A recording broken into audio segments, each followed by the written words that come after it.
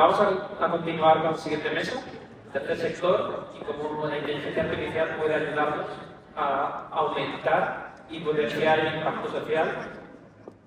Para esta mesa tenemos a dos personas que me hacen bastante ilusión, porque los dos han estado en esa parte tanto de empresa como de impacto social. Por una parte tenemos a Pedro Clavería, el cual ha estado muchos años dentro de tecnología, de consultoría, desarrollando soluciones para sector público y sector privado, y ahora está emprendiendo con su propia empresa y montando una solución, un entorno, un ecosistema que nos ayude a las personas. Entonces, cómo eso puede ayudar en el impacto social. Y además está muy conectado con entidades del tercer sector, como Grupo Social, entre otras, para poder llevar esto un paso más allá. Así que, Pedro, muchas gracias. Por otra parte, tenemos a Javi Creus, que es fundador de Guías for Change. Es una consultora que ayuda a crear modelos de negocio, pero modelos de negocio no tienen que ser únicamente para una empresa privada, sino que en este caso ha trabajado con muchas empresas del tercer sector, cooperativas, impacto social, y hoy ha venido para comentar cómo la inteligencia artificial nos va a ayudar a aportar más valor a la sociedad. Javi. Muchas gracias.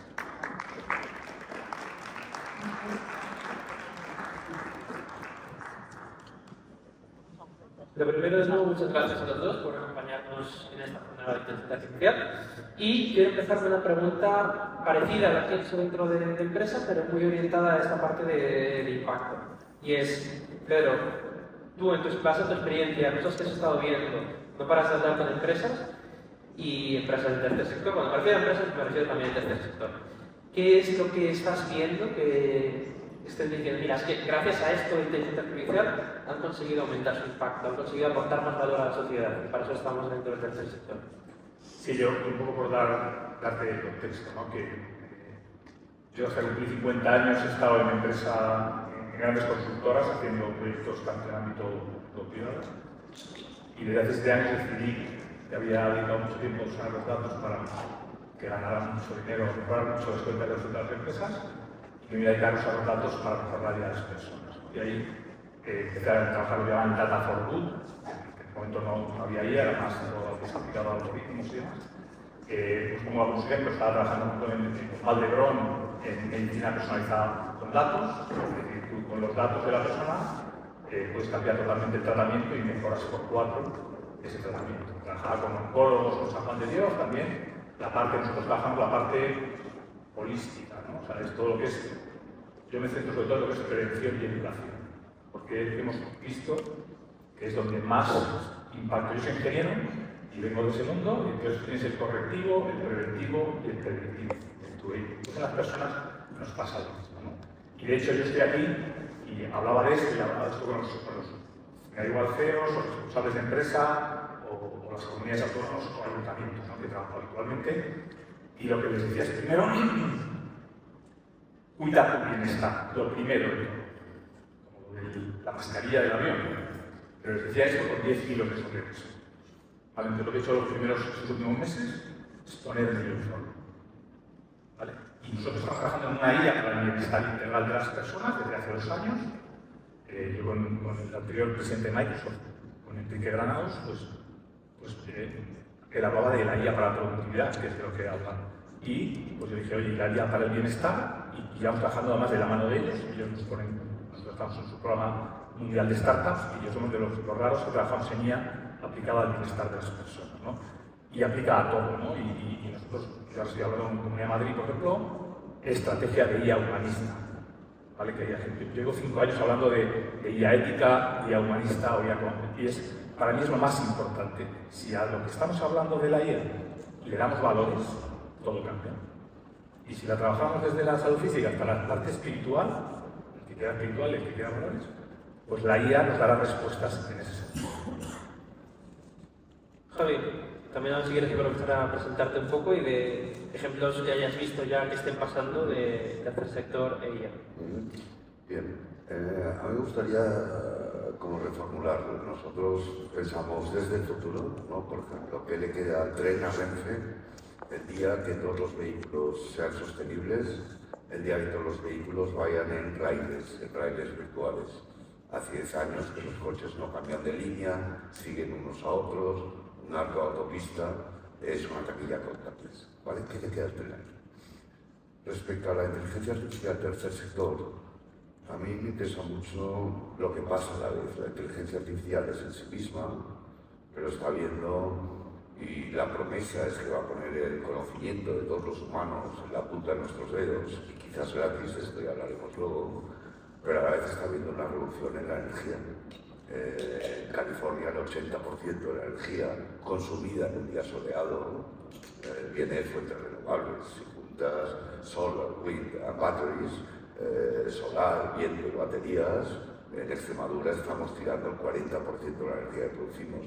En España también tenemos un exceso de energía. Tenemos una promesa de movilidad abundante.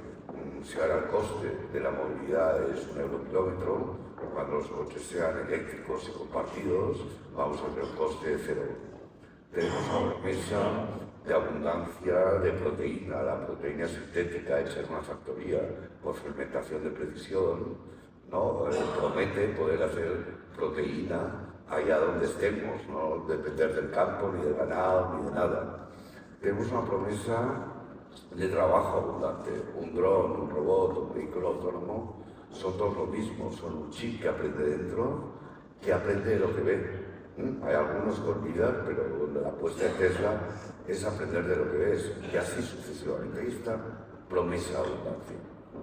Y cada vez que los humanos hemos vivido una revolución tecnológica, han pasado dos cosas. La primera es que ha habido un shock de desigualdad. Al principio el sistema que recoge esta abundancia está pensado para otro sistema. Y entonces el que está bien instalado en ese sistema crece mucho más rápido que el otro. La segunda es que genera una deuda ecológica, una deuda de los cuidados, una deuda social muy estructuradas. Esto va a toda velocidad. La revolución industrial, el tercer sector, ¿no? Tardó 80 años en equilibrar la balanza. Desde la máquina a vapor aparece en 1760, pongamos 1850, el primer salario mínimo regulado en Gran Bretaña, 1938, las primeras vacaciones pagadas reconocidas son en Francia, 1937, 80 años. Esto no va a durar 80 años. Antes hemos levantado las manos y hemos visto que tiene más pinta de 8 que de 80. El efecto de una tecnología en la sociedad, y con esto voy a acabar, depende de la arquitectura institucional.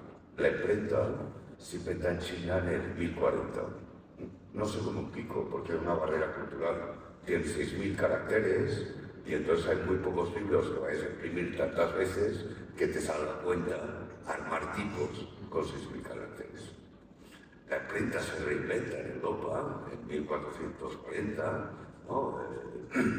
Y se difunde a toda velocidad. Cada 20 años hay 50 millones de libros publicados, porque estamos en esa época del renacimiento de ciudades-estados que compiten entre ellas por atraer talento igual que ahora y por divulgar conocimientos. Cada ciudad quiere su imprenta, ¿no? Y cada una quiere explicar su versión de la realidad. El Imperio Otomano, que vive al lado de Europa, Turquía para entendernos, ¿no? Y que comercia con Europa todo el tiempo, no introduce la imprenta hasta 1720. ¿Por qué? Porque la estructura institucional, la estructura de poder es tal que el conocimiento está atrapado, y en esa sociedad ser copista mola mucho. ¿Bien? ¿Qué quiere decir con esto? Oye, viene una época potencial de abundancia, tenemos, yo creo, una amenaza de shock de desigualdad, de deuda de conocimiento generada. Todo lo que sabemos cada uno que vendemos en horas se convierte en capital replicable, ¿no? Vamos a generar una deuda de conocimiento, y la arquitectura institucional, y aquí es donde el tercer sector es clave, es la que determina cómo esta lluvia torrencial no vuelve a caer toda sobre el barranco del Pollo, sino que realmente se distribuye en todos los campos cercanos. Y esta es, me parece, la conversación que hemos de tener. Necesitamos nuevas instituciones sociales, ¿no? Para la distribución, la predistribución de esta abundancia futura, y necesitamos empezar a diseñarlas ya. Y por esto acabo, particularmente, con otros hemos impulsado la creación de Salus.gov, una cooperativa ciudadana de datos para la investigación en salud. Los datos son nuestros, los genéticos, los clínicos, los socioeconómicos, los de estilo de vida que determinan la prevención. Si nosotros juntamos nuestros datos, nosotros ponemos las reglas a los investigadores sobre cómo usarlas. Y las reglas diseñadas por los ciudadanos pasan el comité ético de los procesos de investigación. Hay una cosa que, muchas gracias a los dos por compartir esta visión, pero hay una cosa que habláis los dos en conjunto, o que habláis y que resuena y que es parecida, y me gustaría ver cómo la podemos aterrizar mucho a tierra. Y es esta parte de que, como la tecnología, la inteligencia artificial nos habilita a hacer nuevas cosas, cómo se va a cristalizar eso en cambios tangibles, como pues, igual que estabas comentando, la manera de hacer las cosas cambia y, por ejemplo, cerca de tu posición se plantean y se preocupan las entidades del tercer sector de cosas que antes no se preocupaban o que se dejaban algo más a título personal. Por ejemplo, una cosa que estuvimos hablando el otro día de un cliente nuestro que está trabajando en que sean los propios seguros, los seguros sanitarios, los que se tengan que encargar del coste de un entrenamiento y un seguimiento dentro de la salud. ¿Qué nuevas tendencias de este estilo creéis que se va a acabar generando gracias a que la inteligencia artificial nos habilita nuevas cosas? Mira, para mí la potencia, ¿no? de todas son entidades sociales de diferente tipo, ¿no? Nosotros estamos trabajando con varias, que has comentado, por ejemplo, la 11 o el Unión que hablamos, por ejemplo, en el ámbito de la discapacidad física o mental, la IA se puede adaptar el mismo conocimiento a tu nivel cognitivo o a tu discapacidad. Se ponía antes el ejemplo del Power BI, ¿no? Y nosotros el consejo tenemos al director de Unión de Innovación que es ciego, tenemos alguna persona que es discapacidad digital, que digo yo, y entonces nosotros directamente tenemos una Cofeo que es una IA que también nos da ese servicio, ¿no? Entonces no le presenta a un ciego un Power BI. A una persona que no tiene el mismo nivel financiero, porque viene de otro ámbito, que pasa mucho en la entidad, le da la información al nivel que es capaz de asignarla y además la acompaña educativamente. Esto pasa muchísimo. Yo, que he trabajado con unas cuantas ONGs, pues muchas veces no conocen, y al revés, no conocemos, ¿no? Esto para mí es un gran avance, porque no tenemos nada más que quedar mal en una reunión diciendo yo no entiendo el EVITA o el ROI o el CAG, pero yo, en el mundo de los emprendedores tenemos un glosario aparte, ¿no? Que yo estoy aprendiendo ahora, ¿no? Y le pregunto a la IA recurrentemente. Pues yo creo que cada sector, yo que me muevo con el sector médico o el sanitario o tal, pues ya igual, me quedo loco. O sea, a mí me dieron, yo tengo mis 15 fuentes de datos médicas, yo lo utilizo a nivel personal, guardadas en un espacio de datos personal, que creo que es hacia donde vamos a ir también, de manera federada. Yo el espacio de datos estos europeos, yo soy experto en el ámbito y me cuesta entenderlos, o sea, entonces, creo que nuestros datos hoy, más del 80% de nuestros datos de salud están ya en nuestro teléfono, a través del teléfono. Yo lo tengo en casa mi vascular digital y, por ejemplo, en mi centro de salud piensan que peso 85 kilos en 2019, ¿no? O sea, ¿por qué? Y en mi casa me peso cada día la masa, o sea, pero un nivel de lo que me cepillo los dientes, o sea, entonces, hoy eso está muy desconectado y en el ámbito de las asociaciones tercer sector, además, yo les digo, porque enseguida me dicen, nos va a afectar el trabajo. No, pero hoy, por ejemplo, y os pongo un dato, hay 3 millones de personas con depresión en España, no hay psicólogos ni terapeutas que van a dar ese servicio, entonces tenemos que hacerlo complementario. El mundo digital, por supuesto confiable, que para mí es uno de los grandes retos de la IA, que sea confiable, que hoy las generalistas no lo son, pero se puede. Estamos trabajando y la gente en que sea confiable, van a acompañarnos 24/7 en procesos de una depresión o procesos de duelo, que por ejemplo con San Camilo, que tenemos un libro de IA y duelo de inteligencia artificial, son expertos en ese ámbito, solo hay que ver cómo lo trasladamos de la mejor manera posible al ámbito digital. Y es donde yo creo que ahora mismo hay la mayor barrera, porque muchas asociaciones, organizaciones que no vienen, les está costando entender que el mundo digital puede ser un gran salto para atender a millones de personas, no de 50 en 50. Yo creo que hay varios efectos de la misma línea. Primero hay un efecto coordinación. La inteligencia artificial tiene dos efectos. Un efecto eficiencia, hacer mejor lo que ya hacemos, pero tiene un efecto coordinación, permite coordinar cosas que están desconectadas. Por ejemplo, esta visión holística permite coordinar información de una persona sin homogeneizarla, ¿no? Esto hasta ahora era la hostia, toda la discusión entre sanidad social y entre los diversos grupos era imposible de resolver. Algún día podremos saber la correlación entre descubierto en cuenta bancaria y entrar en urgencias y tendremos una visión global de la sociedad. Primer efecto, coordinación. Segundo efecto, anticipación, es decir, estamos en un sistema de apoyo que espera que pasen las cosas para reaccionar. Cuando tú eres capaz de tener el historial, de tener una visión holística con muy poco esfuerzo de coordinación, eres capaz de anticipar, ya pasa con las ayudas sociales, ya no hace falta, tú vas a pedir, lo normal es que te digan, oye, estás en esta situación, te toca esto, lo quieres pedir, aprieta este botón.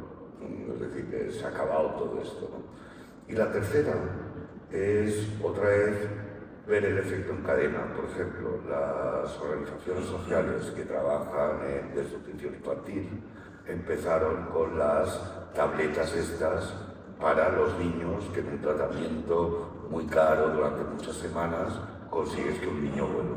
Bien.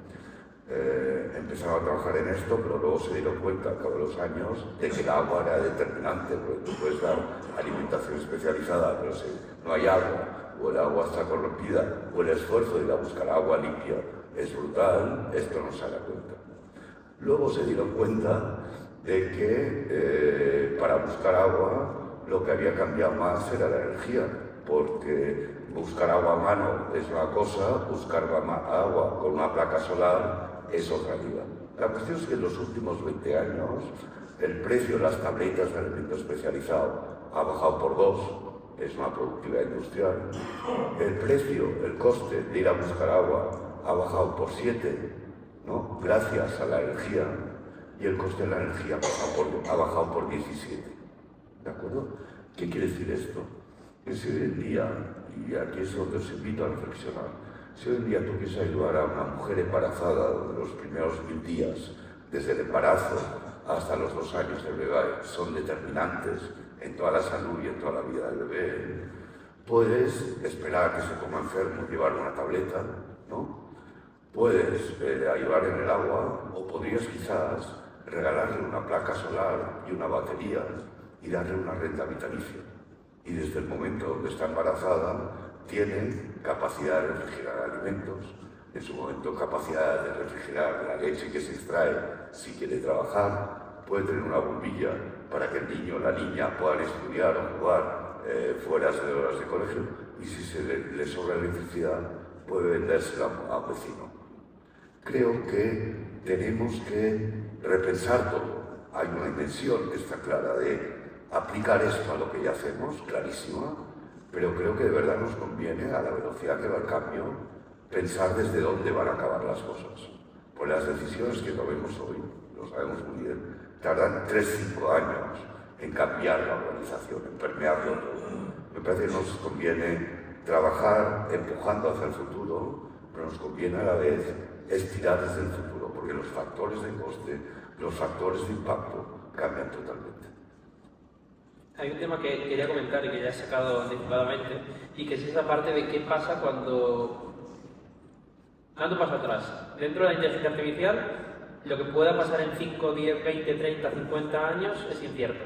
Podemos hacer aquí hipótesis, podemos simular que tenemos una bola de cristal y que venimos del futuro y que lo sabemos, pero lo cierto es que podemos llegar a lanzar una barrera a nivel de datos y que no haya más avances en 200 años, o puede que encontremos otra manera de la tecnología que sean los transformes que disrumpa todavía más y se acelere todavía más.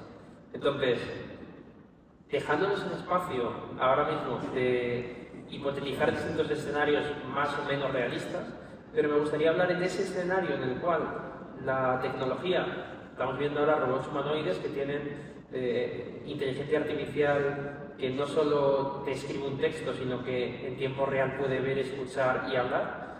¿Cómo eso, qué posición puede dejar al humano?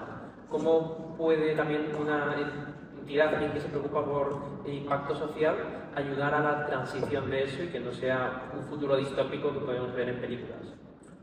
Mira, yo en esa parte, que además estoy trabajando ahora, nosotros vamos a entrar en bienestar integral, lo llamo integral en vez de holístico, soy ingeniero, y de repente hemos visto que todo está conectado, es decir, mi bienestar también depende de cómo está mi vivienda, mi comunidad, mi vehículo o mi ciudad. Y hoy mi coche pilla un bache y otro, y luego muere un ciclista en este bache. Y esto ha pasado en Murcia el último mes 2 veces, lamentablemente. Y nadie ha avisado de eso. Y mi propio coche podía haber avisado. Y lo mismo, la IA que me asista a mí, por cómo yo conduzco, sabe si estoy agresivo, si me estoy durmiendo. O sea, hoy esto es un device más, ¿no? Entonces, toda esa conexión, esa interconexión que se está hablando, hoy no existe, porque son compartimentos estancos. Eso va a ocurrir y nos lo va a facilitar claramente la IA. Y va además con esta, lo que decía, esta ultrapersonalización. Y a las empresas les va a mover porque la prevención de riesgos ya no está en el edificio. Yo digo que mi urbanización es un coworking de más de 100 empresas. Porque estamos 100 personas, de 100 empresas o 200 personas, trabajando allí, y la seguridad de mi edificio, de mi comunidad, que incumple, yo en mi comunidad digo, no, tengo 3 puertas cerradas con llave que incumple la ley de protección de datos. Y la administración de fincas no sabe lo que es la protección de datos, la protección de riesgos laborales. O sea, que va a la cárcel como pase algo. Entonces, es el otro gran eje para mí, que es la educación. La educación nuestra y de la IA, que es el gran fallo que hoy tiene. No está alimentada con conocimiento confiable. Es para mí el otro gran reto, ¿no? Nosotros estamos ahora con expertos, gente de universidad, gente que es experta en ámbitos y que no quieren exponerse, no están fuera. Como por ejemplo, salud mental digital. Pues para mí, de las grandes expertas que están en el Eurobankismo, ese conocimiento debería estar en la IA. Hoy no lo está, ni lo está públicamente, solo está en el ámbito científico, ¿no? Y ahí es un poco, yo tengo ahí como el que hace papers científicos, o sea, que tenemos muy separado el mundo academia o el mundo de investigación del mundo, y además queremos como todo lo que es la propiedad intelectual, ¿no? Nos estamos volviendo, o sea, yo lo veo, eso sí que es social, ¿no? Yo he dicho, todo mi conocimiento, todo va a estar disponible porque quiero que la IA aprenda de mi conocimiento, igual que, o sea, y ahí yo creo que tenemos un reto y un melón muy grande de por qué no debe aprender de mí la IA, ¿no? O cómo hacemos ese. Entonces, yo creo que y hay mucho conocimiento en todo lo que estamos hablando hoy de tercer sector, hay grandes profesionales expertos que ese conocimiento cambiaría el mundo si lo alimentamos en una IA.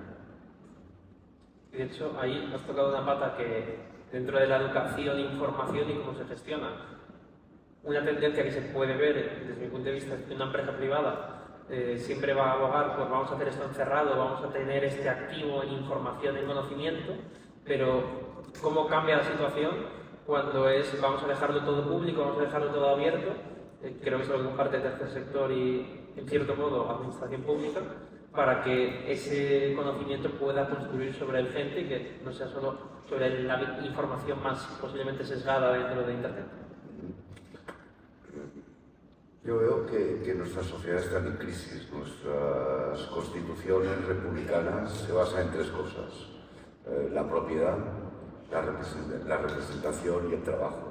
La propiedad hemos visto que no es absoluta, que la propiedad del agua, la propiedad de los recursos naturales no es absoluta. La representación, vemos que falla, votar cada 4 años no nos permite, ¿no? Tener una democracia que consideremos vibrante y ajustada. Y sobre todo me preocupa mucho el tema del trabajo. Es decir, nuestras sociedades están basadas en el trabajo. De hecho, creemos que la única renta legítima viene del trabajo. Cuando miramos a la sociedad de verdad, un 20% vive de rentas, un 20% vive de ayudas sociales, pero los cambios en el trabajo van a ser brutales, como un Tetris. Lo hemos visto con los traductores. Si tenéis algún amigo traductor o traductora, no, es que simplemente no le llaman. Y así va a pasar con los diseñadores. ¿Bien? Ostras, el tercer sector también se ha basado en el trabajo. De hecho, la estrategia favorita es la inclusión. He estado este año conceptualizando el gran think tank de Mondragón y la economía social española sobre la economía social. El vector de redistribución es a través del trabajo. Yo me plantearía lo que quiere decir trabajo. Es decir, un robot que cuesta 60.000 se amortiza en 2 años de trabajo. Habrá robots por 20.000. Todo lo que es conducir, yo no me atrevo a decir si son 5 o 15 años, pero va a cambiar de manera radical.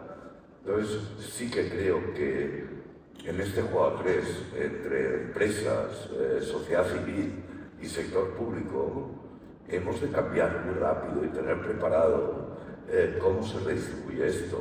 Y curiosamente, la renta básica universal, que es la solución que pensábamos hace 10 años, está indexada al trabajo, con lo cual cuando cambia la negociación entre capital y trabajo no sirve. Y curiosamente el único que ha hecho algo es Trump, ¿no? Que a cada recién nacido le da un depósito que puede retirar entre los 18 y los 25 para estudiar, para invertir en una startup, para lo que quieran, indexado al mercado de capitales, ¿no? Porque dice, la gente participa en las rentas del trabajo, pero dice, esto está jodido seguro. Algunos tienen rentas o tienen vivienda propia, es el debate que tenemos en España. Dice, los ricos de verdad invierten en bolsa, ¿de acuerdo? O conseguimos, ¿no?, que todo el mundo participe de la recuperación del capital variable, o si no vamos a tener este shock social mucho más extremo. De hecho, eso está ligado con una reflexión que estuve viendo hace poco, que comentaba eso de que el futuro no iba a ser ligado al capital de trabajo, sino a la inversión, pero no inversión necesariamente a gran empresa, a grandes fondos o a capital de toda la economía de un país, como pueden ser fondos como el IBEX 35 o el S&P 500, sino la coinversión dentro de proyectos y que eso fuera la propiedad. Por ejemplo, vamos a hacer una tecnología que ayude a mejorar la salud física de las personas mediante el entrenamiento. Necesitamos X miles de euros. Vamos a buscar gente que lo pueda cofinanciar, y dentro de ese proyecto, que en este futuro que nos estamos dando la libertad de imaginar, pueden no ser necesarias personas para trabajarlo, sino energía y poder de cómputo. Entonces, que esa renta, que igual que todos conoceremos a alguien que puede vivir más o menos de rentas de pisos, puede ser por renta de propiedad de una empresa que aporte valor a la sociedad. Entonces, en esta parte, ¿cómo ves, Pedro, que se abra esa plata a la colaboración y que no tengamos que estar en esa parte trabajando necesariamente, sino que sea esa búsqueda de innovaciones de mano de la tecnología? Sí, yo lo que estoy viendo un poco, y hacia lo que nosotros, más que también toda la estrategia la trabajamos de mano de la IA, ¿no?, y con un montón de información, es esa colaboración, esa red que da igual ciudadanos, o sea, esto va a cambiar totalmente. Esto que ya hacemos en otros ámbitos, la manera o de voluntariado, o de ayudar, o de asistir a personas, o de ser mentor, o de ser, yo llamo, padrino de bienestar de alguien, vamos a tener fórmulas de que esté retribuido de una manera mucho más ágil que hoy, que estamos limitados a un número de recursos, ¿no? O sea, igual que yo, en vez de contratar a 5, 10, 20 expertos, voy a tener una red, a ser posible, de miles a nivel mundial, y aportarán, pero también lo puedo tener en ayuda, en marketing. O sea, toda esa parte, nos vamos a un modelo que ya está funcionando en ámbitos donde puedes hacer desde micropagos, desde cambiar servicios, o sea, de modelos mucho más eficientes, porque además, ya digo, son muy personalizados. ¿Dónde estás tú? ¿Dónde vives? ¿Qué necesitas? Tu momento de hoy, lo que te haya pasado hoy, y cómo te puedo dar servicio.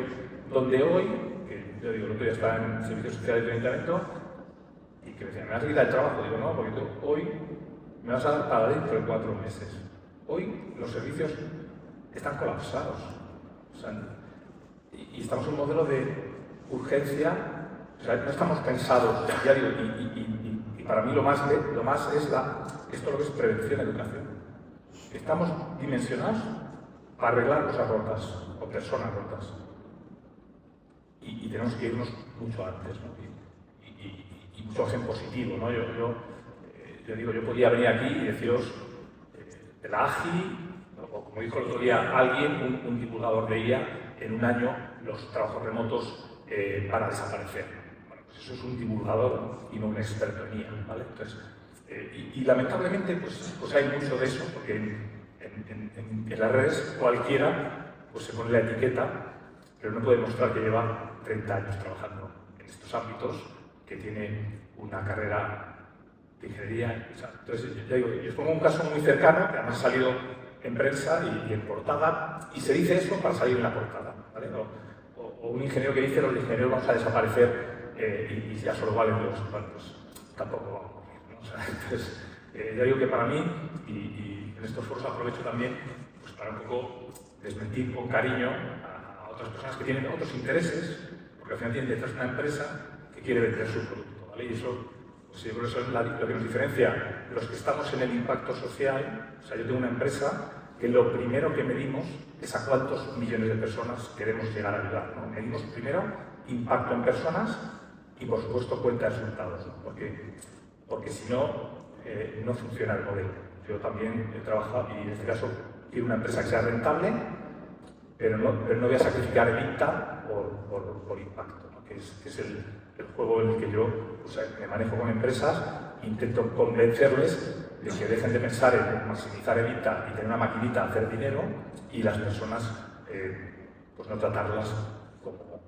Al fin y al cabo, una empresa o cualquier entidad que quiera tener impacto social depende de una economía para poder hacerlo, y estamos en una realidad en la cual estamos viendo como empresas que a priori no son de impacto social, porque tienen una actividad económica fuerte, acaban teniendo un impacto social bastante fuerte. Por ejemplo, conocemos el caso de LG, que me llama mucha atención porque es una empresa privada, que a priori no es nada del tercer sector, pero tiene un montón de iniciativas de sostenibilidad y de medio ambiente que dices, pues esto lo podría estar haciendo una ONG.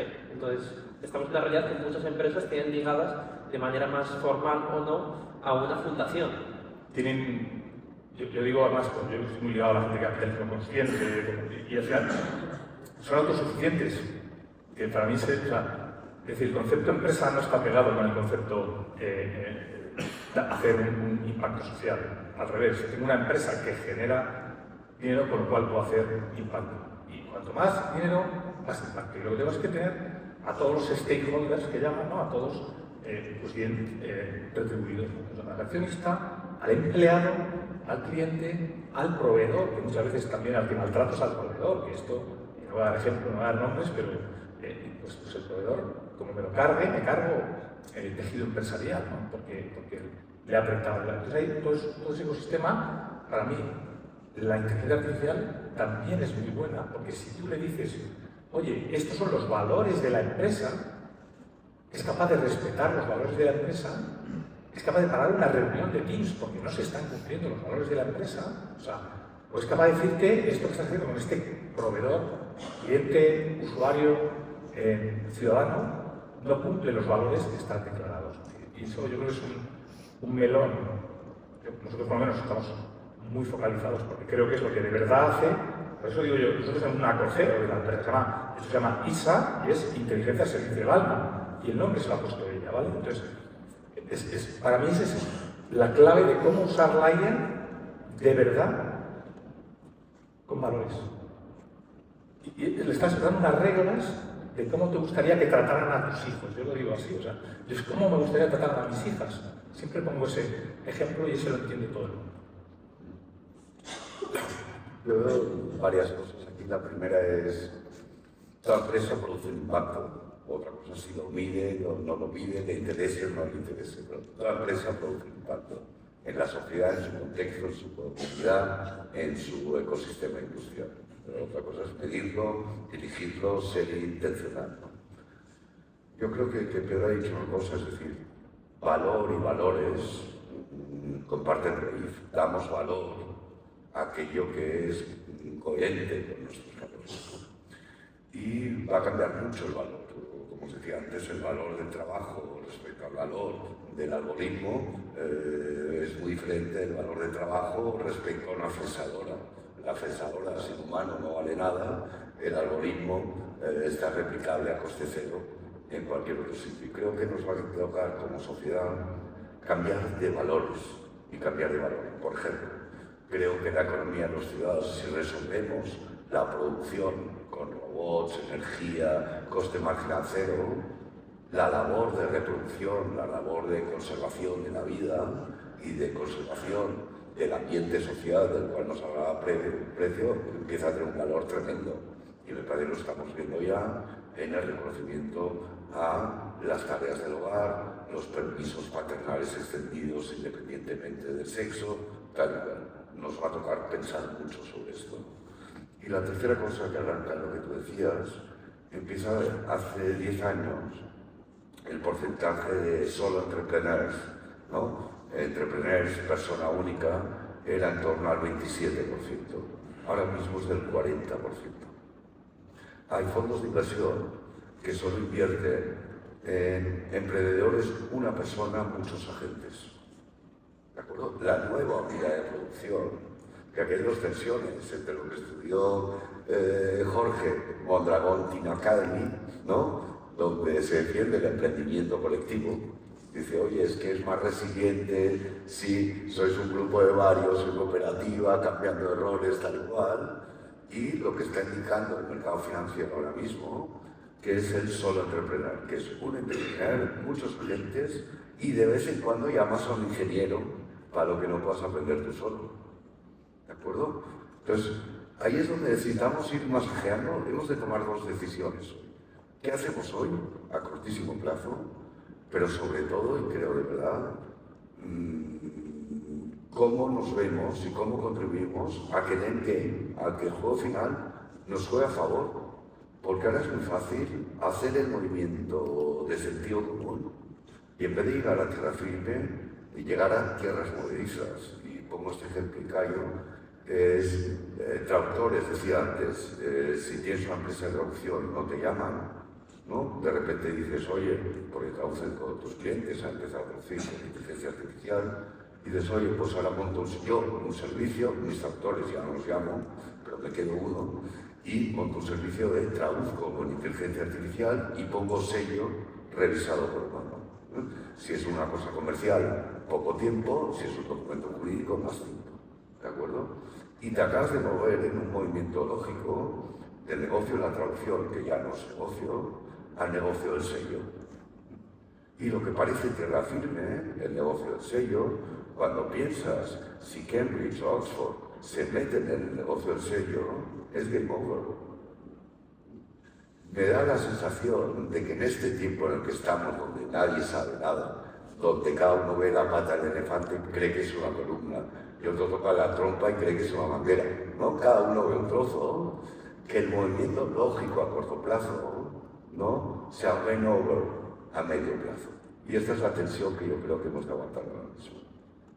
Ahora es el momento de dar paso a preguntas. La conversación está muy interesante y sobre todo como reflexión es esto, de que estamos en un momento en el cual cada uno tiene su realidad, como en la figura del elefante, que cada uno toca una parte y ve cosas distintas. Entonces vamos a intentar tratar de ver toda esa imagen en su conjunto. ¿Quién se anima? ¿Algún valiente?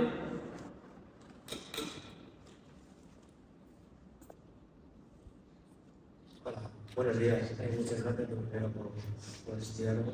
Antes hemos hablado sobre cómo el caso este del ciclista y el bache y las carreteras, y ahí quería hacer la pregunta de dónde está el límite entre el interés general, el bien social y la privacidad personal. Es decir, dónde encontramos la frontera, porque claro, también podemos poner casos de a lo mejor monitorizar un montón de datos médicos de gente, por ejemplo aquí en Segovia, y que se dé el caso de que un colectivo tiene una enfermedad específica, pero que no se ha llegado a diagnosticar porque sus datos no eran, a lo mejor unos eran más públicos, otros eran privados, y y quería saber dónde está justo la frontera para el bien general. Mira, yo te cuento, si quieres, en ambos casos que además he trabajado, en el Data Hub de tráfico, que se diseñó hace 9 años, las cosas balizas son parte de ese. Ya entonces, hace años, estuvimos hablando, primero, que los datos son anónimos. El de a veces te quería saber quién era el que iba a 200 para ponerle la multa, y no puedes, porque el dato que venga del vehículo solo vas a aportar un dato anónimo para saber, y tú ya ¿vale? Nosotros ya allí sugerimos crear la baliza ciclista y la baliza peatón, que no se hizo lamentablemente, y eso lo puedes intentar no multimarca, es decir, el del Garmin podría señalarlo, yo lo podría señalar en una aplicación y eso subiría al Data Hub y cualquier pantalla de un vehículo o de una aplicación podría mostrarlo, ¿vale?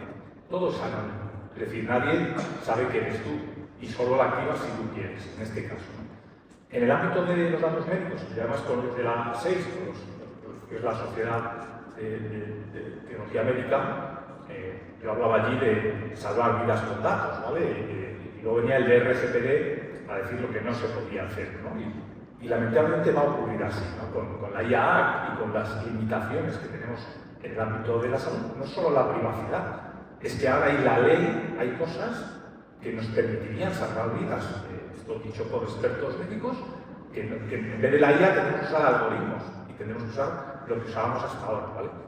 Y para mí el gran reto es que no han invertido lo que ha invertido Hacienda. Hacienda lo tiene todo, porque también he trabajado en eso. Y yo les decía, si os gastaseis en la sanidad para interoperabilidad de datos, lo que se ha gastado Hacienda, y no son datos más privados que los de... O nos fuéramos a la PSD2 que tiene la banca, que también está súper securizada. Y yo me puedo traer mis datos de cualquier banco porque son míos. Hoy no lo puedo hacer. Yo tengo datos que tengo que ir, me mandan papel para incorporarlos en mis fuentes de datos médicas. Entonces, para mí el problema hoy, en el ámbito más de la salud, es que estamos en el PlayStation, ¿no? Frente a donde está la banca o donde está una hacienda. Y ese es el gran reto. Y luego, la parte de hasta qué punto lo vamos a poder utilizar, a nosotros nos pasa, nosotros, ¿qué datos vamos a usar? Lo que tú me digas. ¿A quién quieres que tenemos los alumnos con tus datos o no? Lo que tú me digas. Yo lo que te voy a contar, esto es como la donación de sangre. Si tú me dejas usar los datos tuyos de manera anónima, podré ayudar a otros, pero también a ti. ¿Vale? Entonces, ahí es un tema que se saca, ¿vale? Yo creo que también hemos de ir a la raíz. Es decir, a mí lo que me gustaría, y Pedro lo ha hecho y nosotros en Salesforce también, es que la Unión Europea primero nos diera una identidad digital. O sea, ¿cómo puede ser que nuestra identidad digital te la de Google o te la de Microsoft o te la de quién? Es asombroso. Es asombroso. Asombroso. Segunda, los que tenemos que centralizar los datos somos los ciudadanos, por eso los repositorios personales. Nosotros pues, usamos Internet System, Solid, Tim Berners-Lee, el creador de la web, dejó hace 3 años lo que hacía para decir, oye, la Internet está rota, voy a crear repositorios personales. De lo que se trata es que los datos de Facebook, los de Twitter, los del Ministerio de Sanidad, los de todos, los tengas tú y tú seas el que dé permisos para entrar en la discoteca, basta que le diga que soy mayor de 18. Para hacer un estudio sobre artrosis, basta que comparta cuánto camino, ni siquiera en qué ciudad. ¿De acuerdo? Este es el futuro que como ciudadanos deberíamos exigir. Y esto es un baile a 3. Están las empresas, está la sociedad civil y están los poderes públicos. Los poderes públicos o se ponen a bailar de verdad o no llegamos.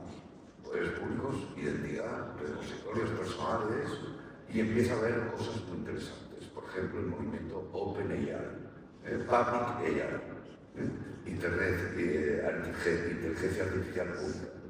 Hay un movimiento global donde los ciudadanos estamos exigiendo que haya modelos entrenados con criterios de interés general, no con criterios de interés comercial o de interés de divinización de los más, con criterios de interés común. Y hasta el momento, aunque no nos gusten las instituciones que tenemos, son las que mejor representan el consenso colectivo.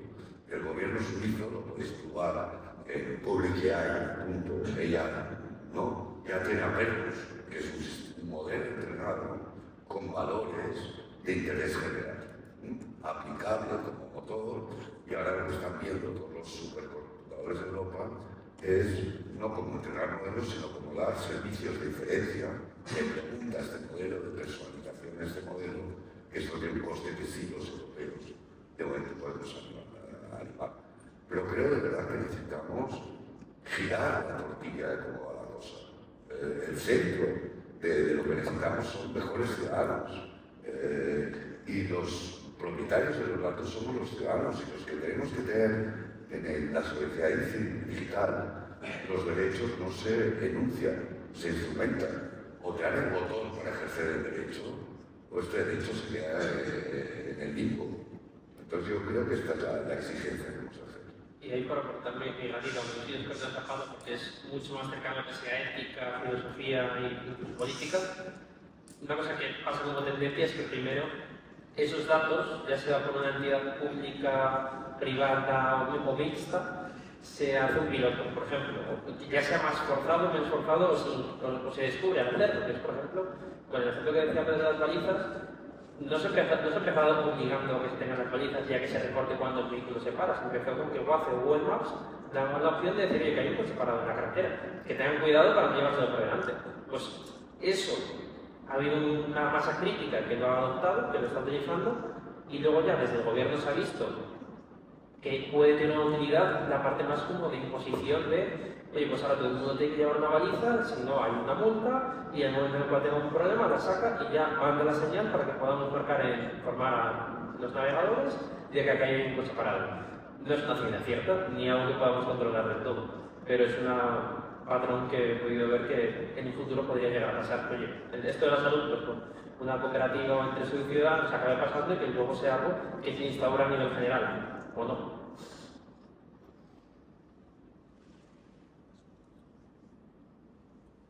Bueno, muchísimas gracias porque me parece súper importante todas las ideas que están metidas y que al final la idea tiene que ser eficaz, debería ser explicable y que no debería ser por el bienestar de las personas. Mi duda era porque, como habéis comentado un poco que habéis estado en el ámbito médico y en investigación, yo ahora ya empecé una investigación académica, quería hacer un modelo de IA para un tema relacionado con el cáncer, pero tengo la gran duda, o sea, todavía no he empezado porque tengo que plantear el tema, y tengo la duda de si a nivel académico voy a poder tener accesible datos médicos. O sea, no sé si hay registros hospitales, si hay ya asociaciones que dan datos de manera pública, anonimizados, por supuesto, pero me queda esa duda de si realmente en el ámbito científico se puede hacer cosas interesantes con los datos que hay públicos, o que se puede hacer a ello, o nada, o me olvide y... Sí, yo que conozco sobre Comunidad de Madrid, en el Universidad, además están haciendo un repositorio común que no tenían, antes investigaban por el hospital, que era también un desastre, entonces la población, había mucho sesgo, que tenías zonas, incluso barrios valientes, ellos sí que tienen formas de que puedas solicitar, tienen modelos de solicitud para acceso a esos repositorios, para investigación y para... Y si las instituciones públicas no están preparadas, tienes algunas organizaciones de pacientes que tienen los datos desordenados, y si no tienes el mercado gris, donde es muy barato comprar historiales clínicos, cuestan un poquito más que un número de tarjeta de crédito, donde hay inventarios de imágenes de cánceres de los que quieras, de 4.000 imágenes en alta resolución a un precio muy asequible.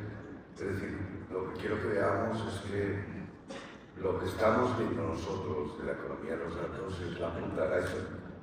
Es decir, nuestros datos se trafican, ¿no?, a un coste ridículo, ¿no?, por debajo de tal. Entonces, o empezamos los ciudadanos a gobernar nuestros datos, o empezamos los ciudadanos a dar instrucciones a las instituciones públicas de cómo los datos. Hay gente que dice data is the new oil, el nuevo petróleo. A mí me interesa más pensar data is the new soil, es el nuevo soil. Los datos son la energía del siglo XXI y es una energía renovable que producimos cada uno cada vez que respiramos, nos pesamos, conducimos, pasamos por un bache. o tomamos como ciudadanos poder sobre esta energía, o si no, yo creo que nos vamos a encontrar aplastados entre gente que centraliza datos con un interés comercial y gente que centraliza datos con una tentación de control social.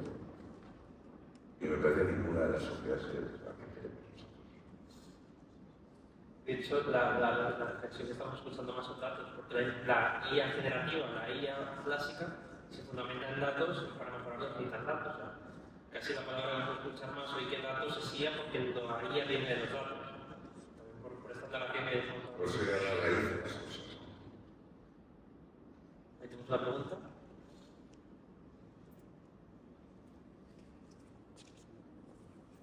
Hola, gracias. Yo trabajo en una startup de innovación social que quiere ayudar a residencias de gente mayor y cuidadores con la atención centrada en la persona, la atención centrada en las relaciones, que es una metodología que humaniza el cuidado. Y usamos asistentes virtuales y herramientas digitales. Y lo he encontrado con un sector donde la normativa está muy avanzada, la normativa sobre la atención central de las personas es increíble, del nivel de riqueza y me encuentro un mercado grande, pero muy poca innovación empresarial. Entonces, si podéis hablar un poco de cómo cerrar ese, pues, o sea, es algo que no había visto en otras startups, donde hay mercado, hay muchísima innovación y una normativa que va por detrás.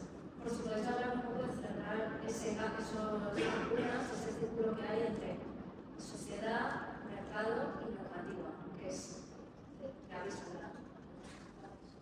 Javi, si no me equivoco, justo trabajas en ese sector. Sí. A ver,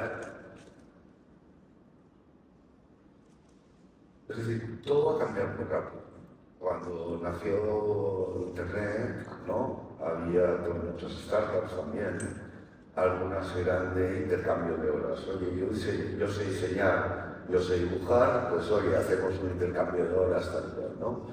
Gran capital, presentación en Madrid, oye, tal, hemos intercambiado 600 horas en un año, 8.000 apuntados y 600 horas de intercambio.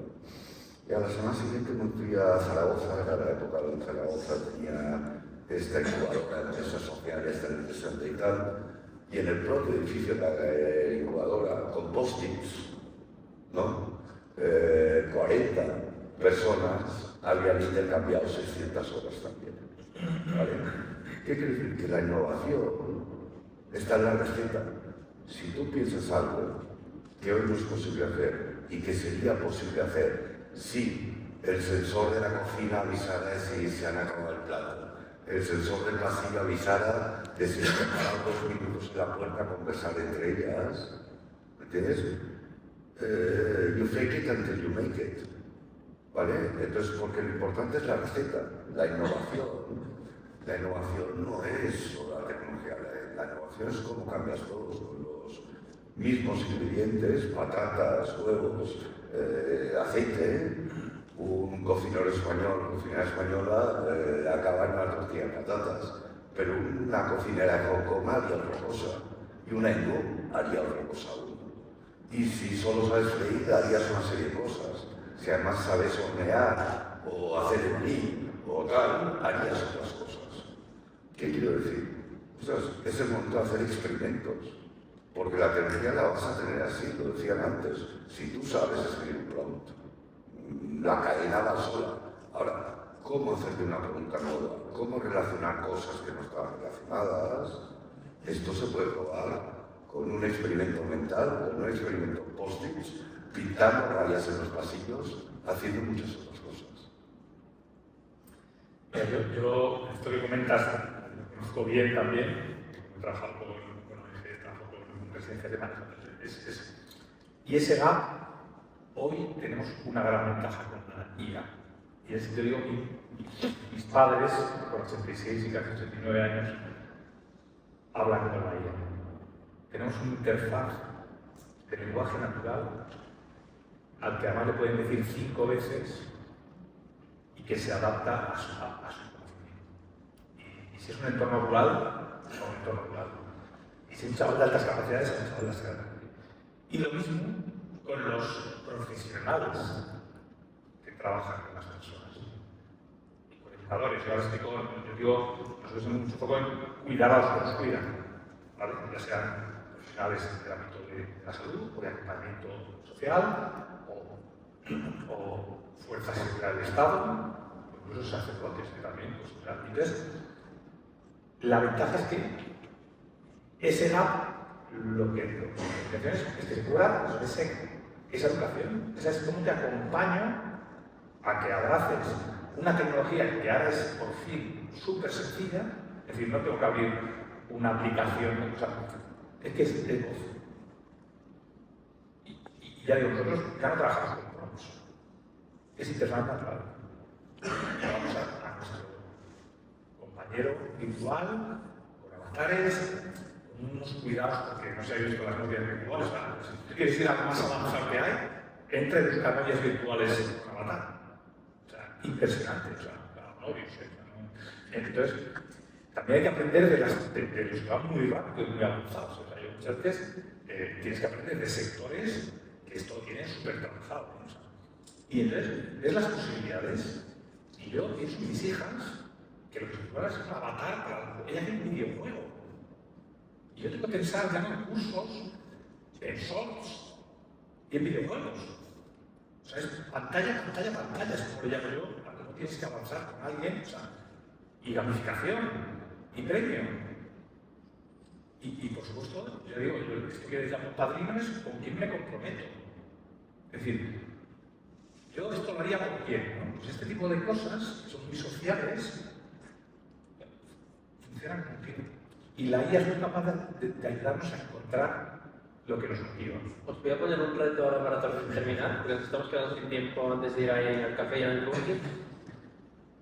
Os quiero dar la oportunidad de que deis un último mensaje en una frase. IA, tercer sector. Para mí, hay que pensar desde el despliegue de lo que va a pasar a la vez de la IA. Sabemos que aplicando creatividad, conocimiento, energía a la materia, con la misma materia hacemos más cosas, podemos redistribuir más. Creo que la arquitectura institucional y el tercer sector es clave para ver cómo en este cambio tecnológico volvemos a repartir las cartas, y creo que de verdad tenéis que ser inventivos y que es el momento de crear los pilares de una sociedad que va a tener muchos cambios en lo que entendemos por propiedad intelectual, para empezar, por lo que entendemos por participación, representación, por lo que entendemos por trabajo.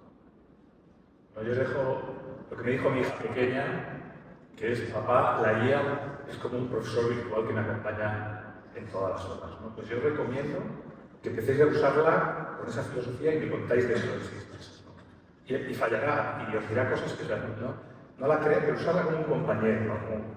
como un no un copilot, como dice más, hay otro nombre que dice, ¿no?